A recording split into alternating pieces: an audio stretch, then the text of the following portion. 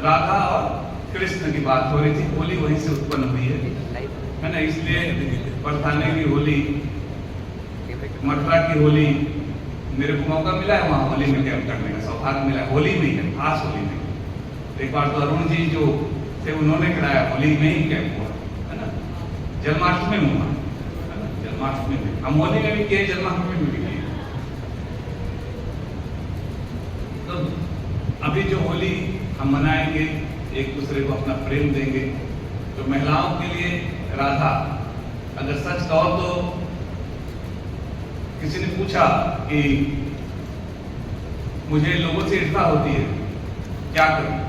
तो उसने कहा कि ईर्ष्या ही करनी है तो राधा से करो, मीरा से करो। ये साधारण जो 12,000 की साड़ी पहन के आ गई, इससे क्या ईर्ष्या करनी? बहुत सुंदर, बहुत क्या इसका लाचा आज 52,000 का, उससे क्या ईर्ष्या करनी? उसके पास जाके तो बैठ के देखो कि कितने दुख में हो। किसी भी धनवान व्यक्ति के पास आप थोड़ा बैठ के देखो जो ओशो से नहीं जुड़ा है, कि उसके दुख का पहाड़ है उसके पास, वो बताएगा। किसी धनवान व्यक्ति के पास रह के उनसे क्या ईर्ष्या करनी? ईर्ष्या करनी है तो मीरा है ईर्ष्या करने के लिए, सहजो है, दया है, राधा है, लल्ला है। इनसे ईर्ष्या करो, इनके जैसे हो जाओगे। आदमी जिससे ईर्ष्या करता है वैसा हो जाता है। तो क्यों राधा मुक्त हो गई उसी जन्म में? लोलिता नहीं हो पाई, उसको 500 साल के बाद मीरा बनना पड़ा।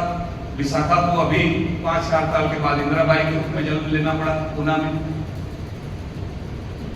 क्यों नहीं मुक्त हो पाई? बस उसको कहते हैं कि राधा के प्रेम में एक ही बात थी, बाकी सब जो उनकी 6 अंतरंग संख्या थी वो जलती थी कि ये राधा के पास क्यों रहता ज्यादा। जब दूसरे के पास जाते थे, विशाखा के पास जाते थे, लोलिता के पास ज्यादा जाते थे तो जलते थे। पर राधा ईर्ष्या से मुक्त, राधा कोई जलन नहीं कभी नहीं। और ओशो इस संदर्भ में आगे कहते हैं कि अगर स्त्री ईर्ष्या से मुक्त हो जाए तो उसके बुद्धत्व में कोई बाधा नहीं।